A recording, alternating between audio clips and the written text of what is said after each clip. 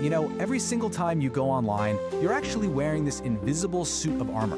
Today on The Explainer, we're going to peel back the layers on that armor and show you how it's the only thing standing between your private data and, well, the absolute chaos of the open internet. So let's just dive right in with a really basic question we all have to ask.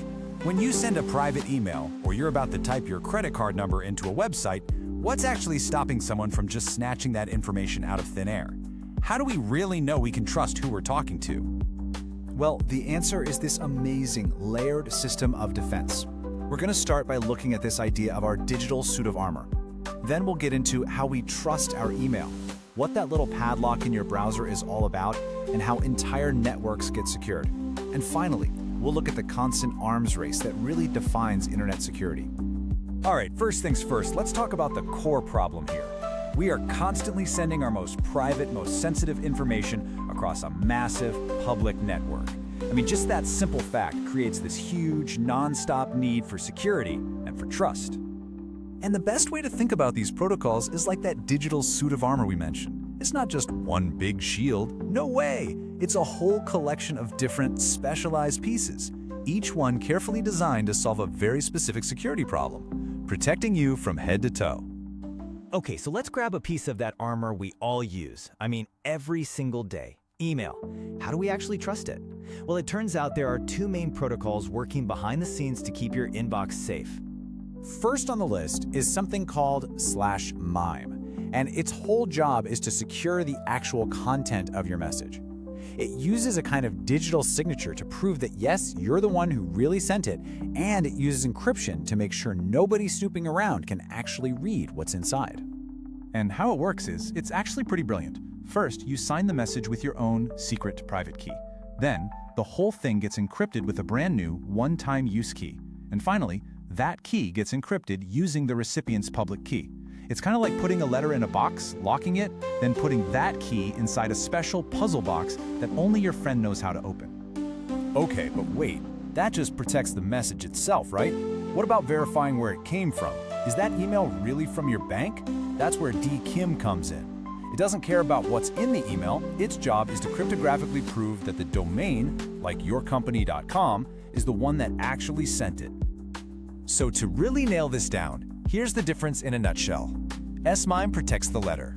DKIM verifies the post office. S/MIME often requires you and the recipient to have special software, but DKIM, that's handled totally automatically by your email provider, working silently in the background for you. All right, so our email's locked down. Now let's zoom out a bit. What about, the rest of the web? And that brings us to that little padlock icon you see up in your browser's address bar. That little padlock? That's your signal that TLS is doing its job. TLS is the protocol that creates a secure, encrypted tunnel between your computer and the website you're visiting. It makes sure that everything you send, passwords, searches, anything, stays private and doesn't get messed with along the way. Now, before a single byte of your data gets sent, your browser and the server do this thing called a digital handshake. It's this super fast negotiation where they agree on the rules, prove who they are with a digital ID called a certificate, and then securely swap the secret keys they're going to use for the rest of the conversation. But, even a system this solid isn't bulletproof. A seemingly harmless little feature was added called the heartbeat protocol. All it did was let one side check on the other, basically asking, "Hey, you still there?" Simple, right? Well, this harmless feature led to one of the biggest, most infamous bugs in the history of the internet: heartbeat. And the bug itself was just shockingly simple. Normally, you'd send a little 16-byte message and tell the server, hey, this is 16 bytes long. The server would send those exact 16 bytes right back. But the exploit? An attacker could send 16 bytes, but lie and say it was 64,000 bytes long. The broken server wouldn't even check. It would send back the 16 bytes, plus whatever else was sitting in its memory right next to it, up to 64 kilobytes of private data. And get this number, it just shows you how catastrophic this was. That chunk of memory could contain anything: a server's private keys, users' passwords, credit card numbers. An estimated 2/3 of all web servers on the entire internet were vulnerable. This was a huge deal. It fundamentally shook our trust in that little padlock, making it one of the worst security failures we've ever seen. Okay, so we've covered a single message and a single connection. But what if you're, say, a huge company? What if you need to protect all of your network traffic all at once? Well, that's where IPsec comes in. It works at a much deeper level than TLS, securing the fundamental data packets themselves. This is the technology that powers most VPNs, virtual private networks, creating a secure tunnel for all of a company's data as it travels across the wild west of the public internet. And the really cool thing about IPsec, the reason it's so powerful, is that it's totally invisible to your applications. Your web browser, your email, they have no idea it's even there. A company can just set it up on a router or a firewall, and boom, every single piece of data leaving their network is automatically secured. It basically operates in two key modes. Transport mode is like protecting the letter. It encrypts what's inside the packet, but leaves the address on the outside visible. But then there's tunnel mode.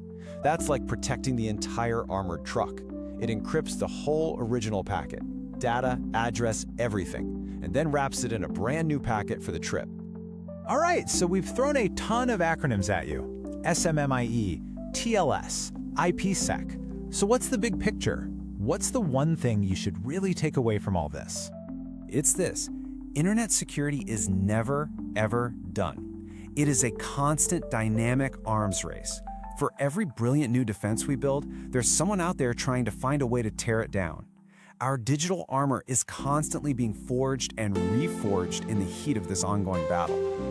So that invisible armor we all rely on, it's constantly being tested, broken, and then rebuilt stronger than before. It's really a testament to human ingenuity on both sides of the firewall. Which, of course, leaves us with one final, kind of sobering thought. The battle is never over. The only question is, what's the next heartbleed going to be?